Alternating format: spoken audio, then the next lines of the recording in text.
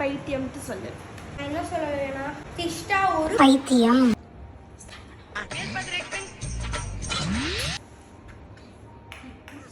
லூசு. ஏய் ஏய் லூசு. அது ஊடியா லூஸ் பையன். ஏய் ஏது வந்த பாசம் எல்லாம் வெளிவேசம். இங்க படுத்துற நிமிஷம்னால தாங்க முடியலையே. மூச்சுறாங்களா? அம்மா கூப்பிட்டாங்க. நம் ராஜதந்திரங்கள் அனைத்தும் வீணாகிவிட்டது. இன்னும் பயிற்சி வேண்டுமோ? அவன் இன்னும் திருந்தல மாமா.